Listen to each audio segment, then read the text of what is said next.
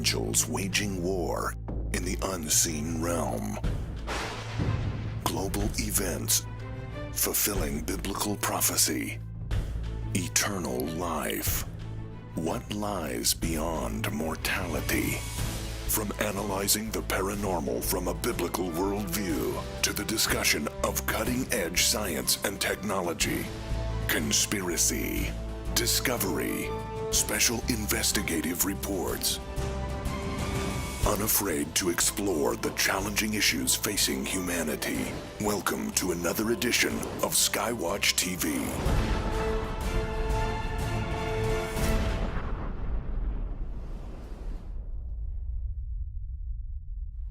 I recently passed a milestone in my life when I realized that I was now old enough to say, this isn't the country I grew up in. And I'll bet you felt that way too. Welcome to Skywatch TV. I'm Derek Gilbert. Joining me in studio, the Skywatch TV CEO and the newest member of the Skywatch TV team, Tom Horn and Chris Putnam. Gentlemen, welcome. Hey, great to be here. The topic today is a brand new book coming out from Defender Publishing, When Once We Were a Nation. 12 chapters, 12 authors, 12 topics, and the brainchild of Tom Horn. Tom, clearly you've thought about this as well. What was it that led to the idea for Once We Were a Nation? Yeah, you know, the honest truth is it's probably one of the timeliest books we've ever published. We've published it in a rush. Partly because of the nature of the political season that we're in right now, where you've got Donald Trump out there with his big red hat saying we can be great again. Mm-hmm.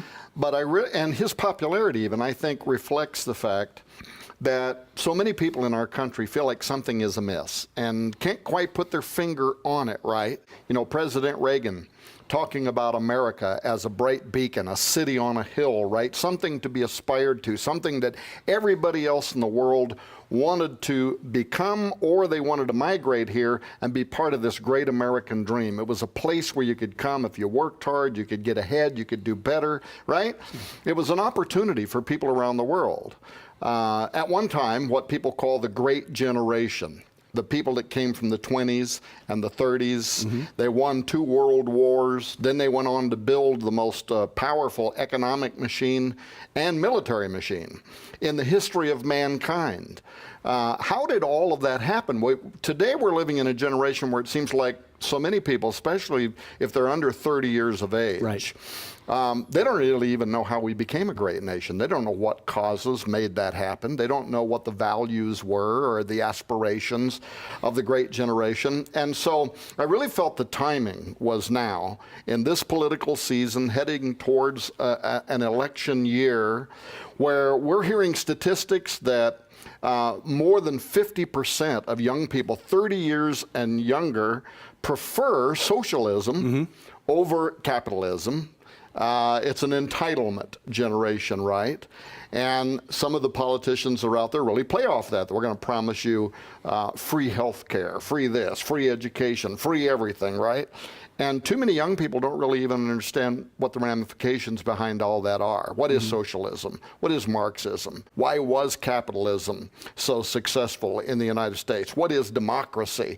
And so I just thought the timing was right to reevaluate and to restate, you know, what were the great values of the generation that made America the most powerful nation on the face of the earth. If we believe that somebody like Donald Trump is keying off of something in our country where people feel like something is missing, what's really behind that? And how would you make America great again? Beyond political diatribe, what would you actually do to make that happen again? So I really felt the timing of this was very important. It's difficult to get back what you've forgotten you once had. And as Santayana once said, and I'm paraphrasing, those who forget the lessons of history are condemned to repeat them. We're repeating the lessons of the Roman Empire, in which they voted themselves entitlements to the point that it collapsed under its own weight. When you selected the chapters and assigned these out to the various authors, what message did you want to convey when this was all put together? Yeah, and you know, it's interesting because I'm really speaking from my own life experiences. The best things about me, if there are any good things, right? The best things about me, besides what Jesus did by miracle of rebirth, really came from my grandparents, who were survivors of the Great Depression. They were survivors, you know, of the Dust Bowl. They came out of Oklahoma. My last birthday, my oldest daughter, Althea, she surprised me in that she went and found an old Phoenix Gazette article from 1937 talking about the Dust Bowl people, the new age of pioneers that were trekking out of Oklahoma towards the promised land, California, and it was all a feature about my grandparents. And she went and found that again. It had burned up in my house in 2011, but she found it again. In fact, it's here. It's too small for you to even be able to make out, but I brought it with me so I wouldn't forget to talk about it. But my values came out of that. Being able to sit in my grandparents' home and hear how just through rugged individualism, because this was long before, you know, the welfare age and free food and free, there was no free nothing. You could starve to death, right? These people were sleeping under a tree, and yet Grandpa went on with his third grade education to succeed, to help found the city of El Mirage, Arizona, to build a business there, to do so well that he was able to take care of other people who didn't have. How did he do that? Well, it was all those values. And here I am as a young man, then later as a young preacher, sitting under a tree by the wood pile in the backyard while Grandpa whittled on a stick, and I'd ask my 90-year-old grandpa things about God, about life, about philosophy. And my worldview was shaped by all of that. Now today, it really hurts me when I see what's happening with our country, when I see how freely a generation would give up what was earned through blood, sweat, war, battlefields, when people knew why they were fighting for something and what they were fighting to preserve. It really concerns me, so I was just really motivated about this. And then, of course, you know, my mother just passed away, and she was the last of the McLaughlin side of my family, that survived the Great Depression. And so this was just really on my heart, so I reached out to a bunch of people and said, let's recapture what were the values when once we were a nation, each chapter in there, when once we were a nation of faith, when once we were a nation of strength, when once we were a nation of capitalism. Lieutenant Colonel Bob McGinnis, by the way, wrote the chapter on strength. Chris Putnam wrote a chapter when once we were a nation of industry, which is a huge part of our American history. The change seems to have been from a culture in which we understood that we only gained by taking risk, but also being aware that when we risked, there was a chance we would fail without expecting the government to step in and protect us from ourselves. How has that attitude changed over the years, and how much responsibility do we, as Christians in America, bear for creating this bubble wrap generation, this generation that is growing up isolated and protected from the consequences of their actions? Well, I think we do bear responsibility because it's the way we use our pulpits. It's the message that we talk about. And if people are told by the current Pope, for instance, and by most of the presidential and other politicians that are running for elected office, you know, if you vote for me, you're going to get this free and that free and something else free. Yeah, it kind of always reminds me of Margaret Thatcher and her famous line, socialism is a great ideal until you run out of other people's money to give away. What people don't understand is that socialism is actually a system that could lead to the coming of Antichrist because it makes you a ward of the state. Everybody works for the state. Everybody works for, you know, Big Brother. And you get your little modicum of income and your little tiny house to live in. And if you outwork the guy next to you, it's not going to matter because you all get the same portion. Right. But hey, it's free. All you got to do is work every day for the government, right? Or what capitalism did, and you wrote the chapter on capitalism in this book. What it did was say you could be Tom Horn, his grandfather. You could drop out of school in the third grade, but if you worked really hard and you saved your money and you put money aside, you could grow your estate. You could do better. Someday you could even become the president of the United States of America. That was the American dream, right? And it really did build the greatest, most powerful country on the face of the earth. And everybody around the world was working to get here, migrating here because of that dream. And so we've lost a lot, but can we get it back? That's the message of the book. It's not just to stand up and say, woe is us, we're really in the, in the bathroom now.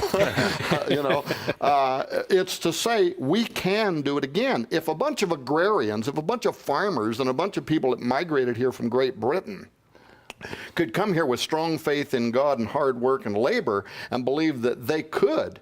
I love this picture, by the way. You wrote the chapter on industry. Remember that famous old picture with the woman flexing her muscles? Rosie the Riveter. Rosie the Riveter. I mean, that came out of the Industrial Revolution. While men and sons were fighting in war, Rosie the Riveter, they opened up the factories and they built the most powerful and most industrial war-building machine in the history of humanity.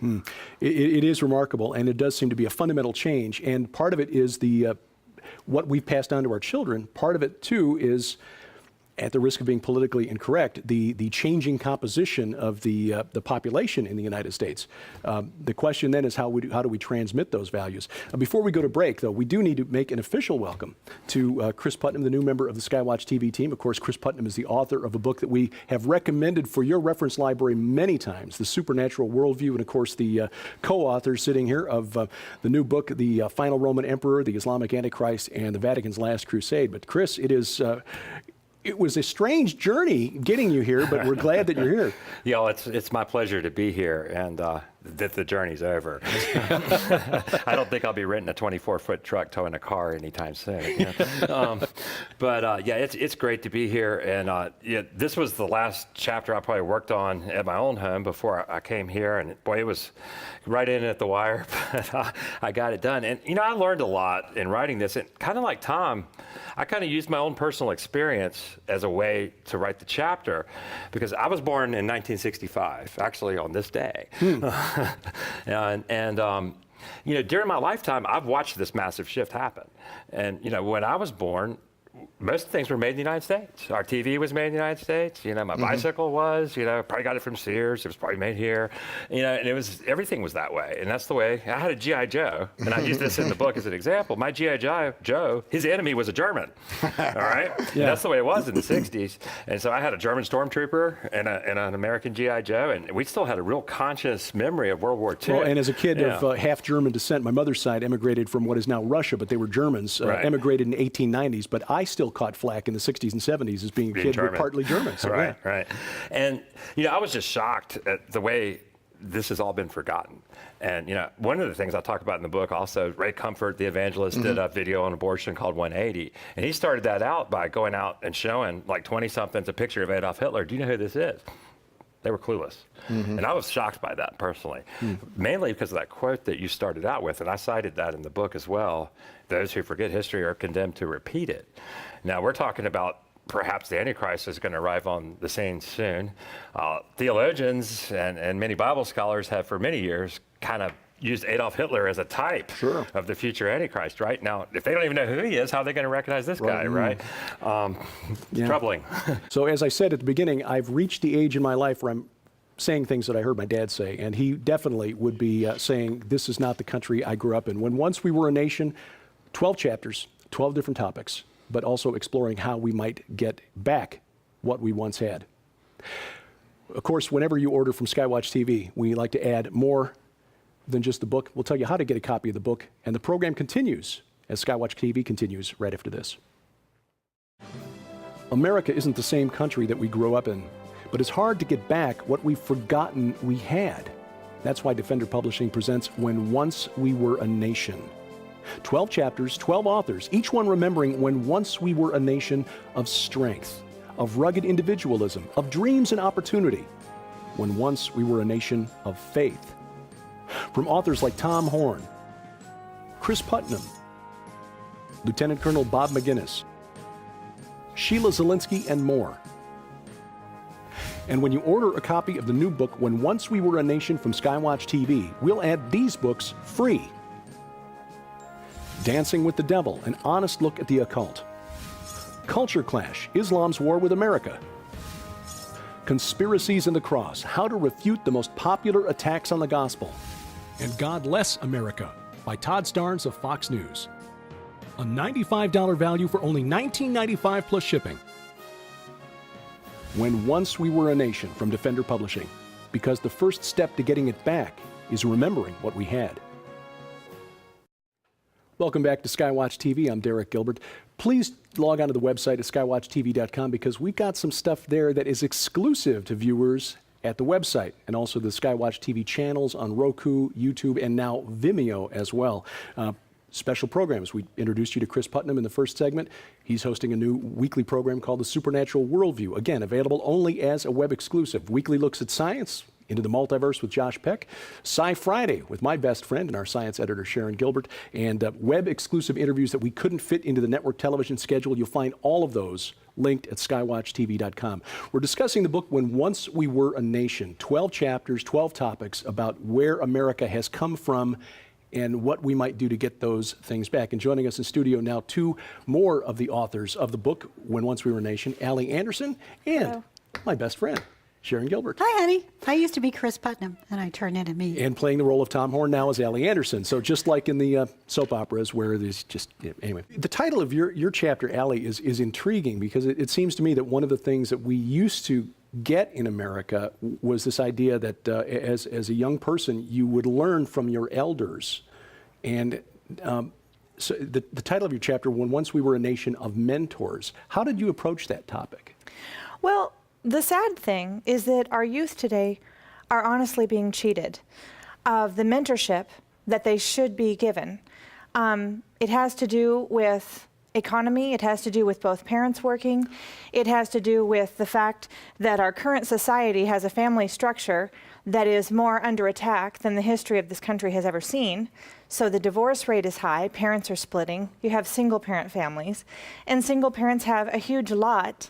It's a huge role to fill for them to try to fill both roles, try to remain nurturing, try to make an income, try to make it to school conferences, and still have money for shoes. And I mean, there's just a lot of challenges on the single parents. Yes, and it's interesting how these chapters, when you begin to look at the subjects that are covered, how many of them overlap. But, you know, my subject was on capitalism, but it was more on economics in general. And since World War II, many women have entered the workforce, and especially since the 1970s, as the average wage has declined actually for people in even families that are still the nuclear family, where you've got mother, father, and children, both parents have to work in order to earn a living wage. We were blessed after Sharon and I married. Sharon was able to stay home and be the primary caregiver for our daughter. In our parents' generation, my mother was able to stay home until my sister and I were in high school. But you're right, that is something that is being driven by economics, but also by the message we're getting from an increasingly anti-Christian culture. It's a problem that perpetuates itself. So as children grow up without all the mentorship that they need, they find themselves running amok, maybe being teen parents, or maybe not teen parents, but as they have children, if they are single parents or not, if they were missing that when they were a child, they don't even know, if they're aware that there's a problem, they're not sure what the problem is oftentimes. They have no so they're role not sure what model. correction to even put into place. And a lot of parents will say, I want my kid to have what I never had, but that doesn't mean that they fully understand what they didn't have, because it's a problem that has been escalating. It's just that now it's escalating so quickly that you have a lot of kids out there, who are even having the parents, kids. and even the parents of this current generation. A lot of these things started changing between the 50s and the 80s. So a lot of what has happened in between that period of time has affected the parents of this current generation. So this problem has already started to perpetuate. Well, and it's also snowballing. Yeah, and it's also happened with the dissolution of the nuclear or the extended family. Most of my cousins, I grew up in Chicago, but most of my cousins moved to California before I was even born. So I didn't see them very often, didn't have that extended family around to have guidance even from older cousins or uncles that I saw very regularly. Yeah, and as you say, this is a problem that perpetuates, because then as children are coming up without that guidance and those role models, then they don't have anything to pattern their own behavior after. Yeah, and the family is more fragmented, and that's part of the economic issue as well, because parents are having to relocate to find opportunity for employment, for schooling, to get a better paying job. So it isolates the children even more. And sadly, the only options would appear to be just sacrificing finance in order to spend more time with children. But if you're a single parent, how do you do that's that? not an option It's a not lot an of times. option. It's just a Right. really difficult problem, and it doesn't have an easy solution, unfortunately. Now, touching on the subject of science, which of course is your background and your education, your chapter, When Once We Were a Nation of Creationists. Yeah. Well, things have changed a lot in the last couple of hundred years. Beginning in around the early 19th century, science started moving toward what we call evolutionism, the belief that we descend from lower species, which makes no sense if you believe in true science, because that's flies in the face of entropy. But beginning in around 1810 or so, this idea of taxonomy, where you take the individual species and you actually organize them into a long taxonomical chart, they started looking at this and saying, hey, wait a minute, this is sort of like this, and this is sort of like this. Maybe they actually are all part of the same process. And so the idea of evolution is really a lot older than Charles Darwin. His book was published in 1870, but it goes back to the early 19th century and before. I mean, it's an old idea. It's an old spiritual idea, Well, when you go back in history, you see that the ancient Greeks, pre-Christ, were investigating this as a possible explanation for how we came to be where we are. Exactly. In our country, most of the founders of our country, the one who wrote the original laws and helped to fashion the Constitution, really weren't Christians as you and I would define it. They were deists. And I believe at the time that the people living in the United States, much like most of the people living in the United States today, who call themselves Christians, truly do believe in Jesus Christ as their Savior. The problem is when you have leadership who use similar terms but actually believe a different system. Deism sets itself up to replace the Creator that you and I would call God Almighty with the great architect. Anybody you wanted to call, the divine watchmaker who just sets the world going and in motion, then goes off and creates another world. That idea sets itself up for not only evolution, but self-directed evolution, and then eventually transhumanism. The transhumanist movement. It also has an impact, I think, on your topic, Allie, regarding the family and the impact on the family. When kids are coming up with the idea that we're just a biological accident of history, it affects the way they relate to others around them. And there are other ideas that are coming in from science now that are speculative, really science fiction, the idea that there may be parallel universes out there, that we're just living in a holographic projection. Nothing is real. Well, there was a time when the idea of having a mentor was important because there were standards, and you needed to learn the standards. But we have moved away from a nation of standards to a nation of do what is right in your own eyes. Do as thou wilt shall be the whole of the law. That's a really good point, because standards imply that there is someone to create an objective set of standards. And there is only one objective creator to whom we can turn. And when you take him out of the equation, then anything goes. So this is more than just a matter of science. The issue of creation, the big question where we came from, really has a whole impact on our entire worldview. Yes, it's the issue of Genesis. If you do not believe in Genesis, you may as well just throw out the rest of the Bible. Because that is where it all began. And if you don't have that understanding that he created us, we are special, we are unique in this world. And because kids aren't getting mentoring, they're not getting it at home, but they may not be going to church to get it there. Where are they going to get it? I mean, when you wrote your chapter, you're a mom. Where do kids go now? Well, if they're not guided to go somewhere, then they find it. There's stuff out there. And if they're looking for answers, and kids are curious, teenagers are curious. They're gonna keep looking until they find an answer. And unfortunately, there's somebody out there ready to answer those questions for them. And if we're not there to answer those questions for them, someone's going to be more than happy to stand up and take that role and fill their head with whatever their agenda is. And that's where the danger really comes in. Absolutely. That relates to the recent conversation that we had with Opal Singleton of millionkids.org about the predators who are doing exactly that. They are giving kids what they crave, which is reinforcement. They are grooming them, telling them how special they are. I heard a very wise preacher once who said, as he addressed the men in the congregation, sorry, I get this way whenever I think about our daughter. He said, men, fathers, make sure you are telling your little girl how special she is and how pretty she is, so that the first person who comes along and tells her that doesn't take her away from you, because there are plenty out there under the influence of the enemy who will be more than happy to do it. And I just thought, boy, that really stuck with me, because you're right. There are kids out there looking for that kind of mentoring that our culture is making very difficult. And some of the most important mentors in a family, I would say, in a given family, is that male image. It doesn't have to be the dad. It can be the grandpa. It can be an uncle. But you need to have some sort of influential male in every household, not just for the girls, not just for the boys, but everyone. I mean, the wife is benefiting, the man benefits, but all the parents benefit, and the grandkids who come along after that. But you know, you're an awesome dad. But sadly, there are an awful lot of parents, an awful lot of families. Kids are growing up with zero male influence, no male mentor, and that's tragic.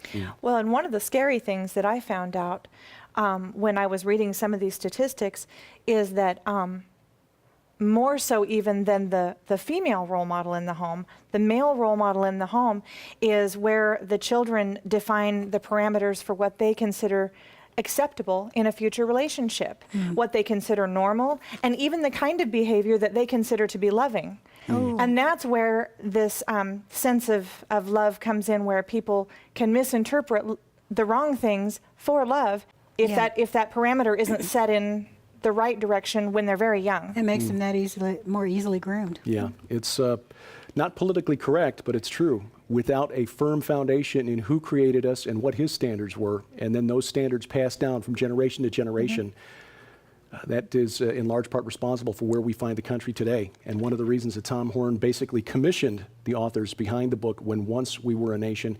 Allie Anderson, Sharon Gilbert, wonderful conversation, all too short. We thank you for watching as we keep watch. I'm Derek Gilbert, and this is Skywatch TV.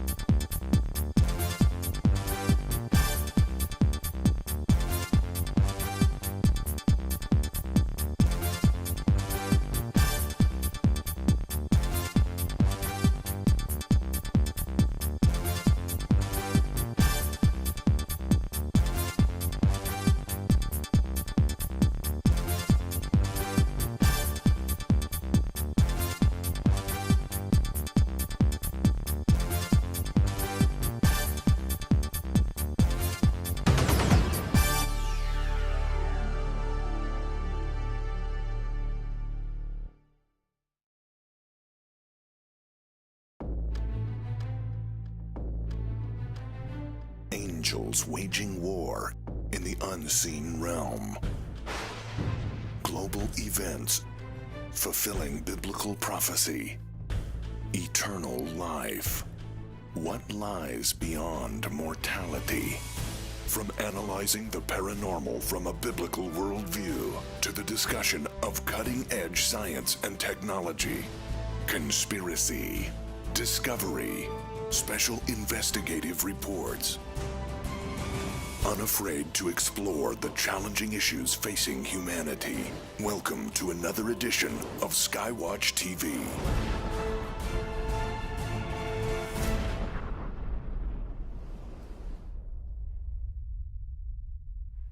There was a phony 1950s guy who would predict the future, and he did come up with one great line, though, that seems absolutely appropriate for this program. That is, we're all interested in the future because that's where we'll spend the rest of our lives. Welcome to Skywatch TV. I'm Derek Gilbert. Joining me for a look ahead at 2017 and a recap of 2016, the CEO of Skywatch TV, Tom Horn. Great to be here. The lady who guides the important component of Whispering Ponies Ranch, the horse whisperer, Nita Horn. Hi.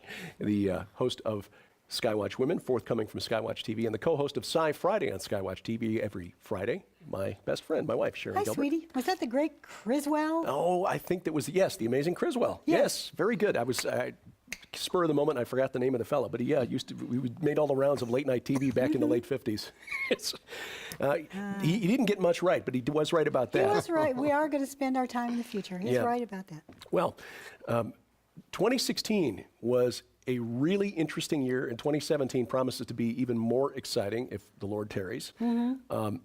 I know that, Tom, we've talked about this a lot around the table here at Skywatch TV, that this election cycle in 2016 has got to be the most bizarre that we've ever experienced in our lives. Yeah, absolutely the most improbable, the idea that Donald Trump would become the president of the United States. I mean, wouldn't you have, I don't bet, but if I was a betting man, I would have been putting my money against him and I would have lost, right? Yeah. Like everybody else did. All the polling data and all that. Now everybody's saying what went wrong. We didn't have any of the polling right.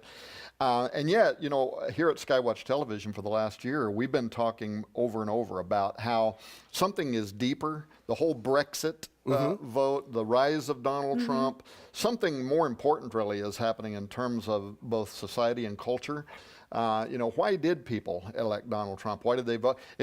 For one thing, for sure, it's a slap in the face of globalism. Right. But there's another element to it that reminds me very much of when I was young and my hair, I had hair everywhere, and it went way down to here too, right, by the way. And I was part of the hippie movement. And this reminds me much of what we were going through then, that it was anti-establishment, anti-Vietnam War. The younger generation didn't have a lot of faith in the government, so they were turning away from the government. You know, they're marching on Washington, D.C., and Nixon's got the water cannons out there ready to blow them down. And yet that movement kept growing. Some politicians suddenly started joining the marches against Washington. So there's that part of it that reminds me of what we're seeing under Donald Trump. People have lost faith in government. They were literally looking for an outsider. You take a guy like Donald Trump that's fairly inarticulate, certainly not a politician. I don't mean he's dumb. He's not dumb, right? But he's not a wordsmith either. So he didn't win people over by his wordcraft. What was it? It's the fact that he was an outsider. He wasn't another rhino. He wasn't a part of the establishment, and that's what they wanted. And he spoke to the grassroots. And so that kind of reminded me of what was happening in the late 50s, the early 60s, but there was also a spiritual dynamic. Right. And that is that, you know, people are wired to want to be submissive to a sovereign. We want to know that if things get out beyond our control, that we can call upon a greater power and say, help, right? And when we no longer trust the government and we no longer get up every day and say, dear government, give us this day our daily bread, the way we're wired, we're going to turn back to something else. And I remember in the 60s and 70s that what gave rise to what some people call the Fourth Great Awakening, the Jesus People movement, was among these anti-establishment types who are going to Woodstock and say, don't ask me why we're going to Vietnam, who cares, we're all going to die, right?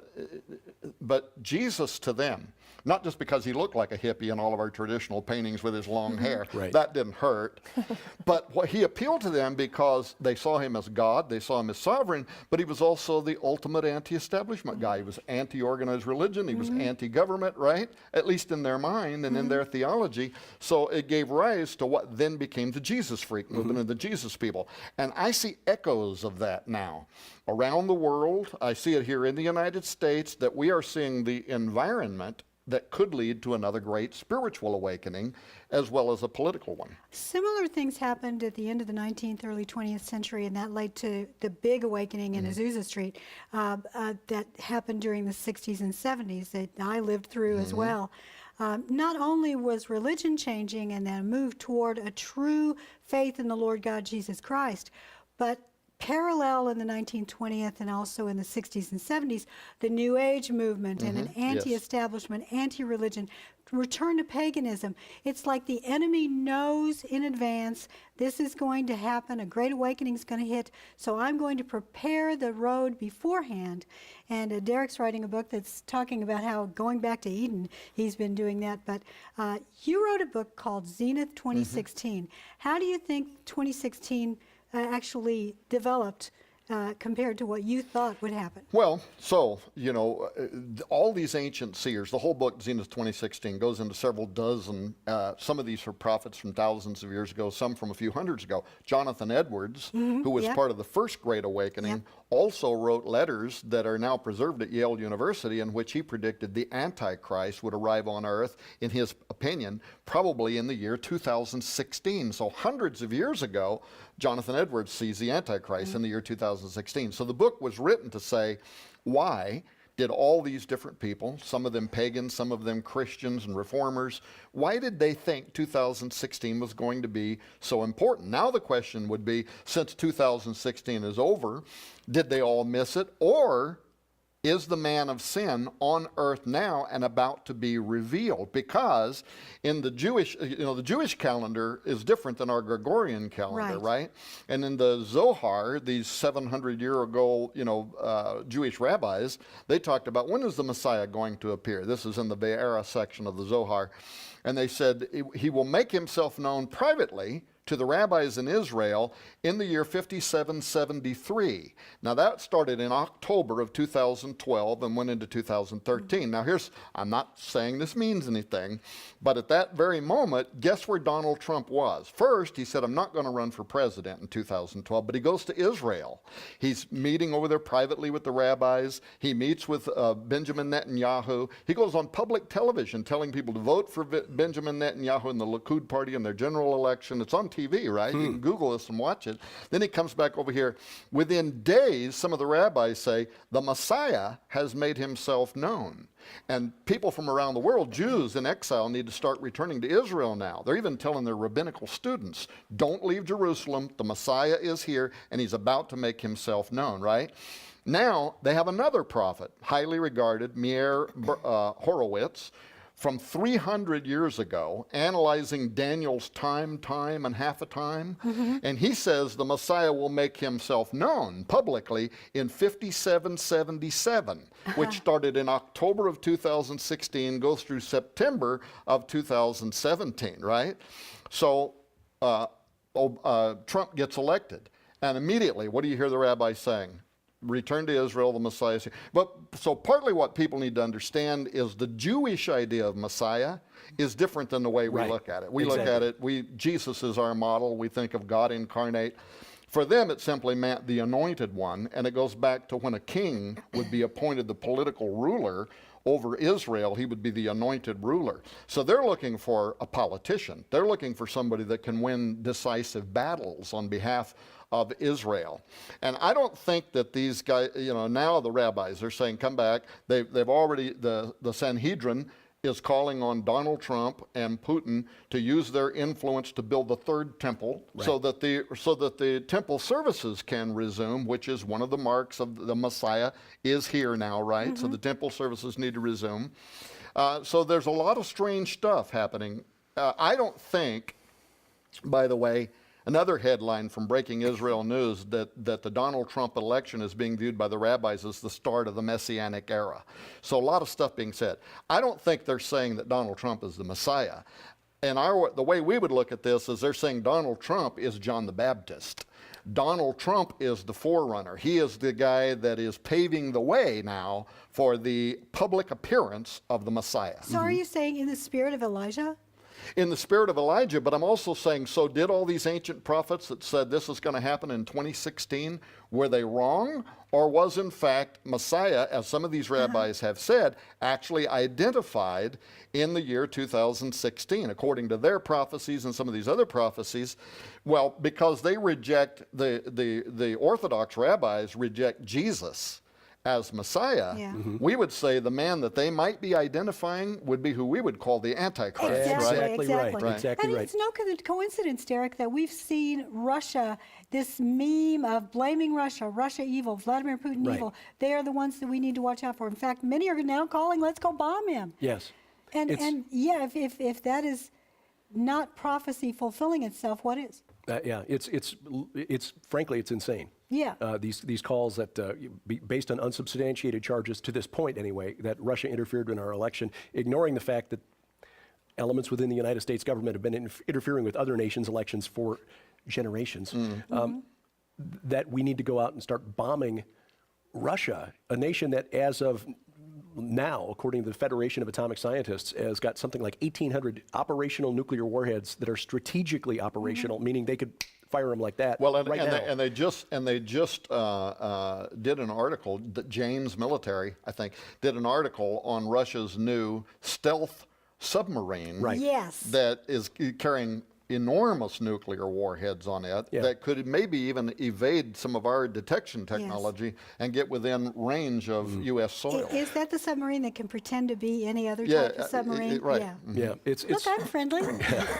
it's really amazing. And when you step back and you try to look at this and try to see how the principalities and powers are influencing what we read in the headlines, and see the globalist movement, which apparently now has hit a speed bump with the rise of the nationalist movement, not just in the United States, but in the UK with the rise of the UKIP, United Kingdom Independence Party, Nigel Farage and that group, the Front National in Marine Le Pen in France and elsewhere around Europe, Hungary, Austria, Spain, other movements there that are rebelling against this globalist movement. If we see the drive toward globalism as an attempt to reconstitute the first world empire, the empire of Nimrod, from 5,500 years ago, and this natural rebellion against that, it's almost as like the human spirit understands that this is wrong. We are not supposed to live under a global leader.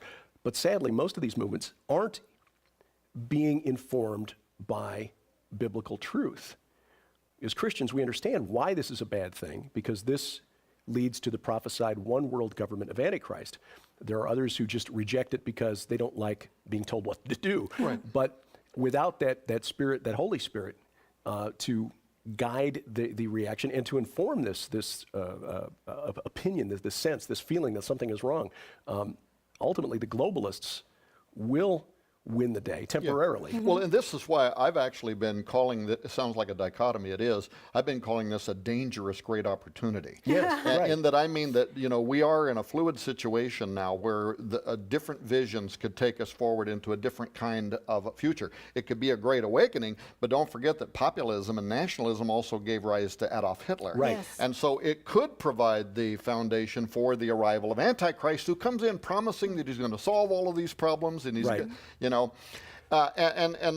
maybe after the break we should also bring up the issue of dominionism, because it concerns me that a lot of Christians now will say, "Oh, cool, we won, right? We can just go back to living our daily lives," Right. and that would actually be a trap. Yeah. Yeah. That would be a satanic lie that would keep the church from understanding the moment in time that we've been given, right? The real Amen to that. opportunity. Yeah, and that's the danger, whether you're in the church or without the church, or we put our faith in the political system to solve our problems, we wind up with tyranny. We'll talk about that, and we'll get Nita Horn in the conversation too, because we want to talk about what we've accomplished and what they've accomplished under her direction at Whispering Ponies Ranch in 2016, and some of the exciting things coming at the ranch in 2017. That's straight ahead on Skywatch TV. Recently, Skywatch TV held a No Fences Tell Your Story writing contest. After hundreds of writers submitted their inspirational stories, 10 Skywatch TV judges worked together to narrow it down to 10 beautifully told accounts in the brand new anthology, Learning to Lean. Right now, when you purchase Learning to Lean from the Skywatch TV store for only $19.95, you'll also receive absolutely free Living a Supernatural Life. Find out how to live in the reality of the supernatural realm, attuned in mind and heart to God's kingdom, coming in power through the Holy Spirit living in you. Plus, we want to help you tell your inspirational stories, so we're also including free a brand new, beautiful spiral-bound personal journal. Put to pen and organize your chapters, thoughts, and outlines, or use as the perfect Bible devotion companion for jotting down your favorite scripture verses. Altogether, this Learning to Lean anthology special offer holds a retail value of $55. Now for only $19.95 plus shipping and handling at skywatchtvstore.com. Be inspired as you learn to lean on God's miraculous grace at work in our lives today with the Learning to Lean anthology special offer. Skywatch TV has so much content, we can't fit it all into our network schedule. That's why we have web-exclusive interviews and programs you can only find at skywatchtv.com. Interviews that we couldn't get into the schedule, but also daily news updates and look at the world of science through a biblical lens. Sci Friday, hosted by, my dad said, the smart one in my family, Sharon Gilbert, and Into the Multiverse with Josh Peck. Time travel, multiple universes, quantum mechanics from a biblical perspective. You'll find it at skywatchtv.com and the Skywatch TV channels on Roku and on YouTube. Very quickly, because I want to give Nita short shrift here, but you raise a really good point, and that is Dominion theology, which is a subset of American Christianity that believes that we are duty-bound to take over the world so that Jesus can return. And this is a doctrine that seems to just kind of come around. Every generation has their own version of it. It used to be called Reconstructionism. Today we call it Dominionism. The idea that we lost our dominion over the world in the garden. Before Jesus can come back, we've got to reclaim our dominion. Now, in the very practical ways that this is sometimes played out, there's voter guides in the church. You can't, here in the U.S., we can't stand up from the pulpit and endorse a political person, tell people to vote for a certain politician. It might endanger the nonprofit. But what you can do is print a voter's guide that shows all of their positions, whether they're pro-life or not, that kind of thing, and then let people make their own vote. Now, there's nothing wrong with that. It's good. I think that, both as an American, I have an opportunity, if you could even call it a duty, to vote for moral good, to be a patriot. So I do all of those things. I believe in all those things. The danger is when the church thinks that that's the beginning and end of their ministry, that we vote and we put these people into political office. It's now their job to impose morality or wherever they're coming from, right? And that's when it becomes dangerous because the church thinks their job is done. And when I said before the break, we don't want to miss the opportunity God has given us. This really goes to Paul's instruction to Timothy, where he tells him, pray for those who have the rule over you and kings and so on. But you got to read the whole passage. Why is he telling them to pray for those that have the rule over you? It's so that you don't live under tyranny. It's so that you have this good environment in which it's conducive to being preachers of the gospel of Jesus Christ, so that all men and women might come to the saving knowledge. That's why you pray for them, so that they'll get out of the way, leave you alone, not frustrate the work of the church, and let you be about the Father's business. His business is being preachers. What I would say to people is, if you doubt that, look at the life of Christ. Study the life of Christ and look how much time he spent working towards getting politicians elected to on office. voter drives and political action committees. If you still doubt, read the book of Acts and look at the model of the church, right? What politicians could not do, they did. They turned the world upside down. Pagan institutions that were thousands of years old. Great is the goddess Diana. Within 150 years were delegated to the dustbins of history, and Christianity was sweeping the world. Why? Because I am not ashamed of the gospel of Christ, for it is the power of God unto salvation, right? Amen. That's the work of the church. We are to be preachers, and we are to make disciples of all nations. You're going to have Gordon MacDonald and Joel Richardson on a program talking about I Predict, and Gordon had written a chapter talking about convergence and technology. Isn't it something that we are living in a church age now where that gospel can be delivered to the four corners of the earth unimpeded as a result of new technology? We now actually have the tools to finally fulfill the Great Commission, which is the final prophecy, and then shall the end come, right? What a great opportunity. So we don't want to miss this. We don't want the church to think, cool, Trump got elected, you can all go back to sleep. No, you may have only been given a brief moment in time to steer the course and destiny of our nation and of the work of the church in a different generation that could be part of a great awakening, which is how we started out this program. Well, we have the Great Commission that we need. We have not yet fulfilled, but we also have two rules that the Lord gave us. Love the Lord your God with all your heart, soul, and mind. Love others as you love yourself. That's what Whispering Ponies Ranch does. Yeah. And I want to find out what you did in 2016 and where you're going in 2017. Boy, there's an awful lot to cover, but just briefly as I can, and you got my back if I miss something.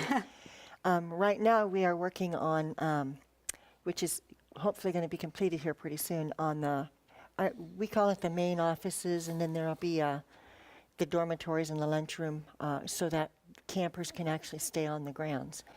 And what's amazing about this building is that we kind of had drafted what we thought would be the one. And then God put us in touch with the Royal Family Kid Camp at the beginning of the year before all of the excavation and the groundwork began. And we were able to redesign this building based upon what they actually would need. So that to me was like, we had a plan, God intervened, and now we have a better plan. Right. So that's where we're at. They're just currently laying the plumbing and the electrical, and then they're going to start framing. Yeah, all the materials actually sitting there, and they're ready to start standing the building up right now.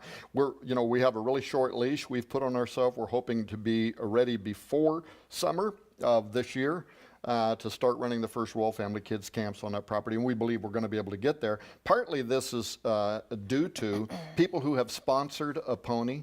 We're also calling this the Founders Club.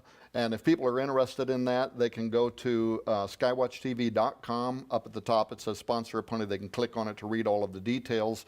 But these are people that are becoming part of the support basis of this ministry. They're partnering with us, both to take television around the world, to preach the gospel in these very unique ways, using all kinds of media, our magazine, everything else we're doing. But Whispering Ponies Ranch is definitely a part of that, and this ultimate mission to be able to reach children who would be overlooked, as well as hurting adults. Now, we do have several things we're doing for the people that are sponsoring a pony. You know, our conference is coming up in October of this year. We outgrew the one in Denver, Colorado, so we've moved it to a facility that's going to give us twice as much room space and conference space. But we will be having a banquet at that conference that is exclusively for those who sponsor a pony, because we want to thank them for what they did. Nita and I will give a devotional. The president and founder of the Royal Family will also be there to talk to them, and we're going to be able to show them video and camping experiences as they're happening, so they will know that their investment in that ministry went for the cause that they gave it for, right? So we are also going to provide their registration to the conference. The only thing they'll have to do is get themselves there and get their hotel, but we're taking care of their registration for the conference, a banquet for them. And then thirdly, late in 2017, we're going to start having retreats at the Whispering Ponies Ranch exclusively for those people who sponsor a pony. So they'll be able to come. You know, we'll have to do this in small groups of 20 or 25 at a time, but we have accommodations now. And as you know, I built this giant 7,000 square foot house as a, it's a huge house. Well, it's partly that big because we needed housing for people that come on the program. Exactly. Because there's no hotels in this area. But we've decided we're going to move back into a smaller house, and we're actually donating that house as a lodge. And so there'll be 14 bedrooms plus full accommodations in the lodge. There'll be 17 rooms inside the original building that'll be done by that time, that's going to house the Royal Family Kids camps. And we want the people that sponsor a pony to be able to come. Now, when they get here, they'll be here for a couple of days, right? We will take care of everything from recreation on the property to elements, certified staff, food services. But they're also going to get an opportunity for the new studio that we finally are going to build, right? Hallelujah, right? And that's going to house the women's studio. It's also going to house some of our other general television programming that we do. But that'll have space in it for about 25 live audience. So when the sponsor a pony, Founders Club members are here, it won't only be at Whispering Ponies Ranch. They'll come over to the new studio. They'll get to sit in on a live recording. And then we're going to get a city bus so that we can then take them over to Morningside, where we'll work with Jim Baker to have them in that live audience over there at times when some of our staff, us, Derek, you, whoever, doing programming with Jim Baker as well. So this will be a rich experience for them, exclusive for them, and kind of our way of saying, look, You've invested in this ministry. You're part of this family. We want you to be here. We want you to see what we're doing. And we want you to know that the investment began at the top and it stays at the top, that we're putting every penny of our own money that we can back into this ministry. We're not asking people to do something that we ourselves won't do. We're leading by example, and really appreciate the people that understand that and that are investing in this ministry. Isn't it nice that you decided to retire? It is. I've never worked so hard at retiring in my whole life, right? It's funny. My dad was the same way when he was retired and got to working with a ministry at the church they attended down in South Carolina, and he said it was the best experience of his life. And time is short. We can only work with the time that we've got left to us. And last year, one of our guests, and I think some of the most important programs we did were with the ministry Opal Singleton of millionkids.org, working with children who are being trafficked. Royal Family Kids, working with children who are in foster care because they're coming out of situations that were abusive, dangerous, harmful. And Whispering Ponies Ranch is there to provide a place where Royal Family Kids can work with these damaged and children and bring them to a place of healing and maybe work in them the types of stories that we read about in the book Learning to Lean. Absolutely. And so I can tell you honestly that we are honored to be here, and it is just a joy coming in here every day knowing that ultimately, in spite of all the laughter that goes on, that there's a very, very serious purpose, and it is absolutely in accordance with what God has called us to do. Amen. Well, it Right, never so we're moves just fast thankful enough, that we're but here. we're getting there. Yeah. And every member here, I mean, this has all been handpicked. Everybody that works here says this is something God is doing, because Tom Horn was certainly never smart enough, right, to assemble this crew. No, we all know that it's a God thing. We feel privileged to get Very to be a much. part of this ministry family and every opportunity that God has given us. You mentioned Royal Family and Opal Singleton. We got permission from the Royal Family. There's a movie based on that ministry called Camp, and we got permission from the producers to reproduce that. And so what we're doing right now, every time people buy a book or anything through our ministry, that of course is going to underwrite these ministries. Those purchases are. But we're starting to drop into each one of those just the movie Camp, and we're hoping that when people get it and they go, "What is this?" Sit down and watch this movie seriously. Then you will really understand the ministry of Royal Family and why we have a burden and a heart to also want to participate with them in this, ministering to these children. Amen. And as we look forward to 2017, that is really at the top of our priority list. And we thank you for taking the time to partner and being led to partner with us in this mission. For Tom Horn, Nita Horn, Sharon K. Gilbert, I'm Derek Gilbert. We thank you for watching as we keep watch. This is Skywatch TV.